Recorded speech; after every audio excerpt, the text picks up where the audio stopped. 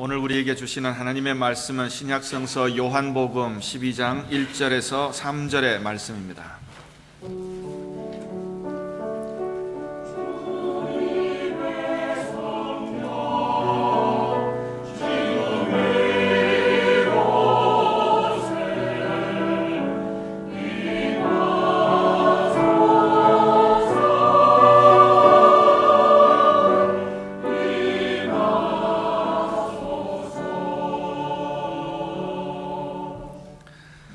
6월절 엿새 전에 예수께서 베다니에 이르시니 이곳은 예수께서 죽은 자 가운데서 살리신 나사로가 있는 곳이라.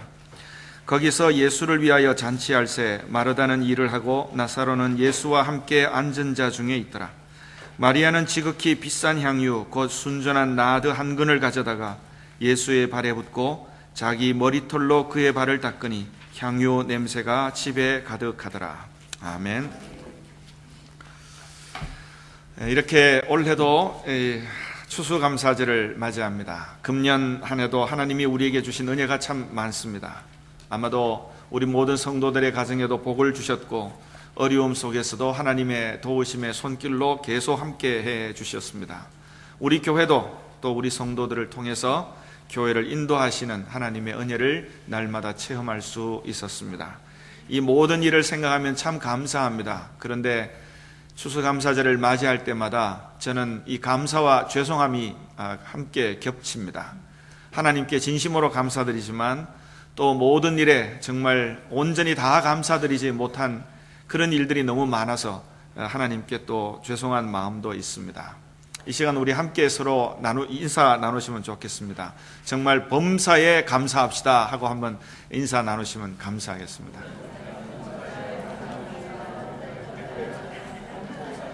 이렇게 인사 나눌 수 있는 것도 감사합니다. 멀뚱멀뚱 계시지 마시고 인사를 해주시면 감사하겠습니다.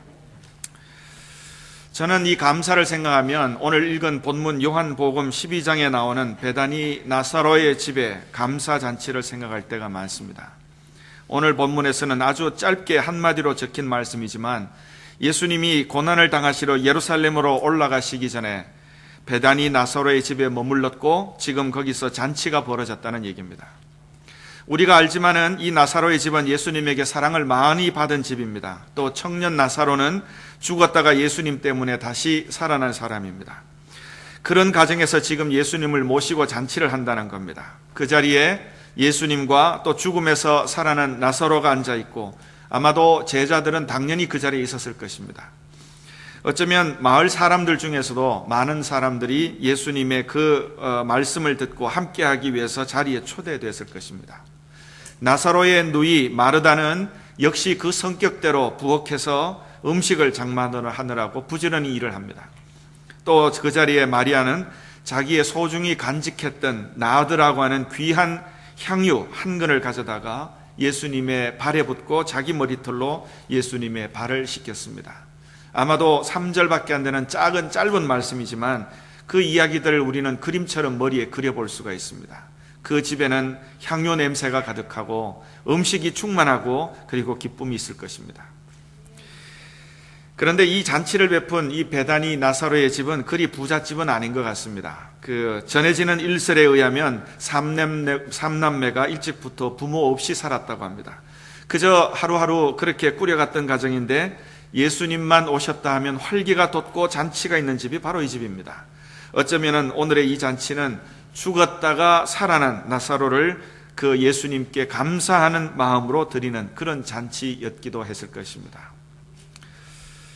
우리가 사는 이 미국은 파티가 많은 나라입니다. 세계 어디에서도 미국 사람들처럼 파티 좋아하는 사람도 없고 또 미국의 주말만큼 파티가 많은 나라도 없다고 합니다. 그런데 그 파티의 주인공들이 누구입니까? 이 땅의 모든 파티의 주인공들은 우리 자신입니다. 사람이 즐겁자고 하는 파티입니다. 이제 이 추수감사절을 지나고 나면 크리스마스가 다가오면서 또 얼마나 흥청거리는 송년 파티, 크리스마스 파티가 있을지 모르겠습니다. 하지만 그 많은 파티의 주인공들이 예수님인 경우가 있겠습니까? 다 예수님 이름 빌려서 사람 즐겁자고 하는 파티들이 대부분일 것입니다. 이런 걸 생각하면 우리 그리스도인이라면 너무 흥청망청 그런 파티마다 쫓아다녀서는 안 됩니다. 돌이켜 생각해 보면 유대 땅에 예수님의 은혜를 받은 사람이 얼마나 많았겠습니까? 38년 동안 몸을 쓰지 못했다가 예수님 한마디에 그냥 일어나서 나은 사람도 있습니다. 나면서부터 앞을 보지 못했던 사람이 예수님 때문에 보게 됩니다. 문둥병이 걸려서 비참하게 도시에서는 쫓겨났지만은 문둥병이 나았던 사람도 있습니다. 벙어리 된 사람이 말을 하고 귀신 들렸던 사람이 정상적인 생활을 합니다. 아마 예수님의 은혜를 입은 사람, 그건 보통 은혜가 아니라 자기 삶과 인생이 다 바뀌는 그런 은혜를 입은 사람이 아마도 성경에 나오는 것만 헤아려도 수백이 더 되리라고 생각합니다. 그런데도 예수님에게 자기가 받은 은혜에 감사해서 예수님을 자기 집으로 초대했다든가 잔치를 벌였다든가 그런 성경 기록이 다른 데 있는 걸 보신 적 있습니까?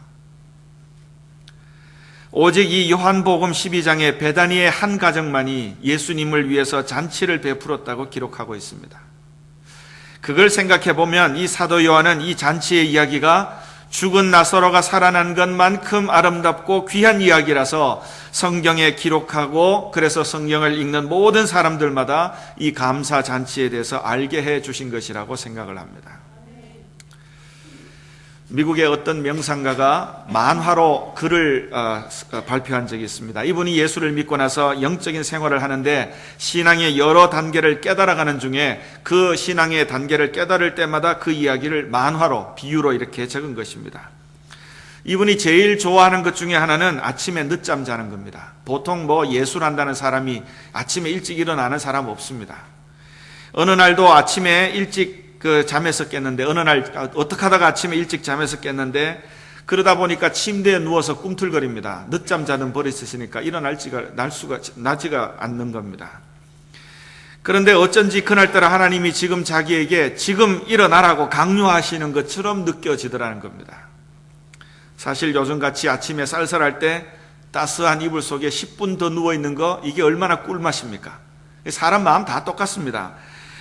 그래서 하나님께 이 사람이 말을 합니다. 누워서 이불 덮어쓰고 하나님 제가 모든 걸 다 감사합니다. 그래서 열심히 일을 하고 모든 걸 다 즐겁게 그리고 감사하게 살아가지만 아침에 일찍 일어나는 것만은 제가 감사할 수가 없습니다. 그러니까 하나님이 그 사람 머릿속에 말을 합니다. 그러면 너 누운 채로 발가락 한번 꿈틀거려 봐라. 움직이니까 움직여줍니다. 눈을 감은 채로 그럼 네 눈동자 한번 굴려봐라. 눈 감고 눈동자 굴리니까 굴려줍니다. 그러면서 하나님의 음성이 너 지금 그것들이 네 몸에 붙어있다고 네 마음대로 움직여진다고 생각하냐? 네 발가락 움직여지는 거, 네 눈동자 움직여지는 거 그거 가지고 네가 나한테 감사해 본 적 있냐? 아침에 일어나서 눈 떴다고 일어났다고 네 몸 가지고 네 마음대로 할 수 있다고 그게 네 것이라고 생각했냐? 그렇다면 내가 그거 움직이지 못하게 할 수 있다. 네가 일어나는 일이 즐겁지 못하면 그게 그렇게 일찍 일어나는 일이 감사하지 못하면 일어나는 일에 감사가 충만할 때까지 너를 내가 못 일어나게 할 수 있다. 그러나 내 아들아 내가 널 사랑하기 때문에 항상 매일매일 너를 일어날 수 있게 하는 것이다. 그러니까 눈 감고 있다가 화들짝 무서워지는 거예요. 벌떡 일어나가지고 하나님 감사합니다. 예, 그랬다는 겁니다. 여러분 어떻습니까? 발가락 움직여지는 거 가지고 아이고 하나님 감사합니다 해보신 적 있습니까? 예, 눈 깜빡거리는 거 우리 하루 종일 살면서 몇만 번을 눈을 깜빡거리는데 그거 당연하다고 생각하십니까? 아니면은 아이고 눈 깜빡거리는 거 감사하다고 생각하셨습니까? 내 몸 움직여질 수 있는 게 얼마나 감사합니까? 이 발가락이 움직여진 걸 감사하면 그러면 나중에는 내 다리가 움직여지는 게 이게 또 얼마나 큰 감사가 되겠어요. 내 다리로 걸어 다니는 걸 감사하면 내 몸 움직여서 일할 수 있다는 거 모든 게 점점 더 큰 감사가 되는 겁니다. 그러고 보면 이 감사라고 하는 건 하나님의 깊고 세세한 은혜를 발견해서 감사하는 겁니다.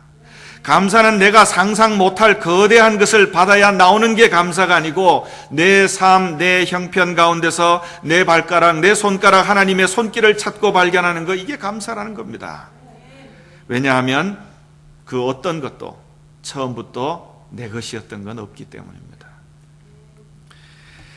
참 이상한 것은 감사를 찾는 사람은 날마다 감사할 것이 늘어가고, 감사를 잃어버린 사람은 날마다 짜증과 불만이 늘어갑니다. 참 이상한 거 아니겠습니까? 그러니까 결국은 감사의 눈을 가지고 사느냐 그렇지 않느냐에 따라서 삶이 달라진다고 하는 사람입니다. 감사는 찾는 자에게 점점 넘치는 것입니다. 찾지 않는 자에게는 감사하는 마음만 없어지는 게 아니라 오히려 그 마음에 불평과 원망이 점점 차들어가기 시작합니다. 이렇게 생각해 보면 베다니 마리아와 마르다의 집은 늘 주님에 대한 감사를 찾는 집입니다. 그리고 감사를 찾고 보니까 주님의 은혜에 감사를 구체적으로 행동으로 하지 않을 수 없었던 겁니다. 그래서 예수님을 위해서, 다른 사람을 위해서가 아니라 예수님을 위해서 음식을 준비하고 잔치를 베풀고 한 근이나 되는 나드 향유를 예수님의 발에다 부었습니다. 이 집은 그들의 형편이 편한 집이 아닙니다. 그런데도 예수님에 대한 감사는 최선을 다하는 집입니다. 여러분, 이럴 때 예수님의 심정을 헤아릴 수 있겠습니까? 얼마나 기쁘시겠습니까? 그런데 오늘 본문 4절부터 뒤에 있는 말씀을 보면 이것을 보고 있던 가룟 유다가 여인을 비난했습니다. 마리아를 비난했다는 얘기죠. 이 여인이 어쩌자고 300데나리온이나 하는 비싼 향유를 발에다 쏟아 부어버리느냐 하는 것입니다. 그 돈 가지고 가난한 사람도 오면 이게 얼마나 좋으냐, 그렇게 비난을 퍼붓습니다. 아무리 신나는 잔치가 있어도 누군가 한 사람 와서 이 음식이 그 돈이 얼만데 이걸 이렇게 먹고 있냐, 이렇게 얘기하면 잔치 자리에 찬물 끼얹는 겁니다. 그렇지 않겠어요? 그런데 성경은 유다가 결코 정직한 마음으로 이 말을 한 것이 아니고 이 사람은 도적이다, 그렇게 얘기합니다. 도적이다. 하나님께 대한 감사를 돈으로 따지려 하기 때문입니다. 자기는 하나님께 바치지도 않으면서 남이 바치는 감사를 비난하는 겁니다. 하나님께 드리는 것을 막았기 때문에 성경이 그를 도적이라고 얘기하는 겁니다. 하나님께 감사드리는 영혼의 기쁨과 감격을 보는 감사의 눈이 없습니다. 하나님께 감사하는 그 마음이 얼마나 기쁜지, 얼마나 넉넉한지 그걸 보는 눈이 없습니다. 그래서 예수님도 유다의 말을 막아버리고 말았던 것입니다. 데살로니가 전서 5장 18절에 이미 말씀드렸지만 이렇게 말씀하지 않습니까? 범사에 감사하라. 이것이 우리를 향하신 하나님의 뜻이다. 이 말씀은 어떤 의미에서 모든 상황, 모든 일 속에서 하나님의 손길을 발견하고 감사를 찾아가라 하는 말과도 같습니다. 범사니까 그 모든 일 속에서 하나님께 감사드릴 걸 찾아야 되지 않겠어요? 왜냐하면 하나님은 우리의 모든 일을 합하여 선을 이루어 가시는 분이기 때문입니다. 내 고난도, 내 어려움도, 내 눈물도, 내 기쁨도 다 합하여서 선을 이루어 가십니다. 그 믿음이 있을 때, 그런 하나님의 능력을 믿을 때 하나님의 능력을 믿고 감사를 드리는 겁니다. 이렇게 보면 감사는 하나님에 대한 믿음의 눈이 있는 사람만이 감사할 수 있습니다. 그래서 감사는 믿음의 힘이고 또 불행을 이겨낼 수 있는 힘이 됩니다. 여러분, 하나님은 1년 365일 늘 푸른 하늘만 우리에게 약속하지 않았습니다. 우리 인생 70년, 80년 인생의 사시사철 꽃만 피는 길을 주겠다고 약속하지 않았습니다. 그러나 하나님은 우리에게 어떤 역경이 있건 이겨낼 수 있는 힘을 약속해 주셨습니다. 그런데 어떤 사람은 불행을 당하면 불행으로 알고 원망하고 슬퍼합니다. 그런데 어떤 사람은 그 불행을 감사로 하나님께 오히려 드리는 사람이 있습니다. 그러면 감사를 불행으로 이기는, 불행을 감사로 이겨내는 사람에게는, 불행 속에서도 감사하는 사람에게는 불행은 이미 불행이 아닙니다. 하지만 불행을 불행으로만 알고 있는 사람은 절대로 불행을 이길 수 없습니다. 이것이 감사의 본질입니다. 자, 이만큼 설교를 드렸으니까 이제 제가 이 추수감사절에 여러분께 이야기 하나를 선물로 드리려고 합니다. 2002년도에 영화인데 A Walk to the Remember, 추억 속으로 하는 영화가 있습니다. 이 영화가 실제 이야기를 기초로 만들어서 참 감동적인 영화입니다. 그런데 흥행은 별로였습니다. 이제 제가 오늘 추수감사절에 이 영화 이야기를 드리러 가는데, 이 영화 이야기를 제가 글로 적다 보니까 이게 좀 걱정이 앞섭니다. 영화로 보면 감동적인데 이걸 말로 풀어하면 삼류 신파소설 같을까 걱정이 앞섭니다. 그래도 여러분 한번 들어보시기 바랍니다. 노스캐롤라이나 주에 있는 어느 목사님에게 딸이 있었는데, 저도 목사고 딸이 있으니까 이 얘기가 훨씬 더 감동적이죠. 이 목사님의 딸이 어려서부터 백혈병을 앓고 있었습니다. 삼류 느낌이 납니까 벌써? 그 딸의 소원은 기적을 바라는 거예요. 근데 기적밖에는 더 바랄 수 없지 않아요. 그런데 어떤 큰 기적이 일어나지는 않습니다. 항상 소원을 가지고 있지만, 그래도 기적적으로 정말 고등학교를 졸업할 때까지 그렇게 건강하게 삽니다.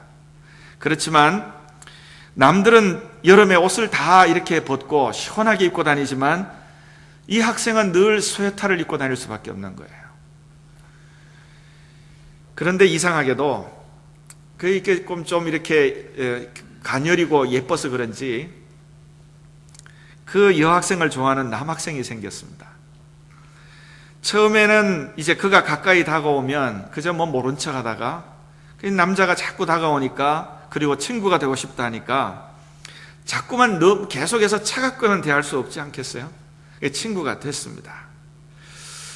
그러면서 지내면서 남학생이 보니까 이 딸이 참 좋은 여자입니다. 물론 목사의 딸이기도 하지만 또 자기가 앓고 있는 병도 있어서 늘 참 좋은 마음을 가지고 있습니다. 그래서 이 남자가 마음 깊이 이 여자를 좋아합니다. 그 사람의 감정은 좋아하면 좋아하는 게 전달되지 않겠어요? 이 학생이 눈치를 챈 겁니다. 이 남자가 날 좋아하는구나. 어느 순간 어느 날 두 남녀가 서로 감정을 이야기하는데 이 여학생이 딱 얘기합니다. 우리 서로 친구로 지내자.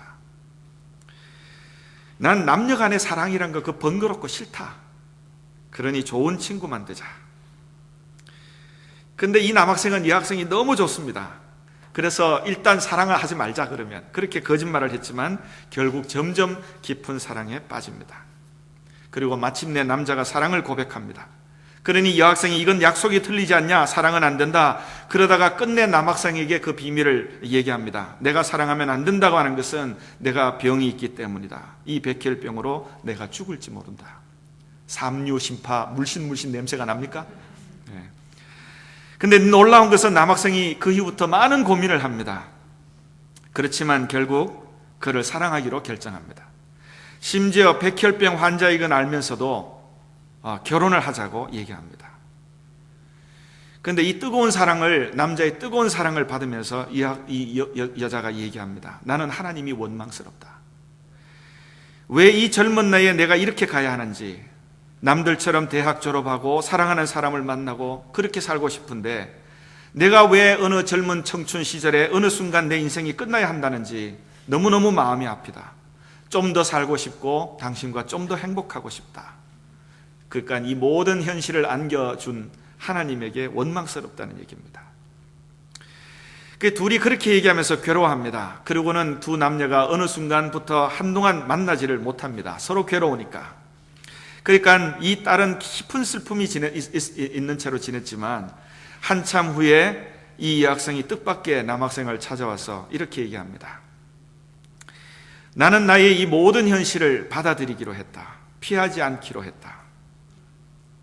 당신에게는 미안하지만은 나는 하나님께 감사한다. 지금까지 산 것이 기적이고 그래도 참 사랑을 내가 받았고 이보다 더 행복할 수 없다. 하나님께서 당신과 같은 착한 사람을 내게 주어서 감사하다. 그러니 당신에게 더욱 미안하다. 하지만 당신을 통해서 사랑을 알게 해주시고 그 사랑 때문에 어려운 고통과 이 고독 가운데서도 내가 행복해질 수 있게 해주신 것, 그거 생각하면 이제는 날마다 하나님께 감사하다. 여러분, 이게 여기에 이 영화 이야기의 메시지가 있습니다. 이 여성이 자기 현실을 현실로 인정한 겁니다. 여러분, 현실을 인정한다고 현실이 바뀌겠습니까? 내가 어려운 현실, 고통스러운 현실이 있다고, 그래 나는 어렵다, 고통스럽다 현실을 인정한다고 그 현실이 사라지는 건 아닙니다. 여전히 고통스럽고 어려운 현실이 그대로 남아 있습니다. 하지만 내 사실을 사실로 인정하고 하나님께 돌이키는 순간 그 모든 현실이 다 축복이요 은혜요 하나님의 사랑으로 바뀌더라는 얘기입니다. 여러분, 이 놀라운 믿음의 체험을 여러분 하신 적이 있으십니까? 그래서 현실을 인정하고 좋은 남자를 내게 주신 하나님께 감사한다. 그리고 이 어려운 고통스러운 순간이 있지만은, 시간이 있지만은 그런 순간에 행복하게 지낼 수 있게 되었다. 하나님께 감사했다는 얘기입니다. 여러분, 불평이나 비난은 어떤 것도 해결하지 못하고, 불평이나 원망은 어떤 것도 내 삶에 풍성하게 만들어갈 수 없습니다. 그러나 감사가 있는 곳에는 어떤 것도 풍성해지고 감사할 때마다 내 마음이 넉넉해지는 걸 느끼게 되는 겁니다. 여러분, 이 감사가 바로 그래서 믿음의 신비한 힘인 것입니다.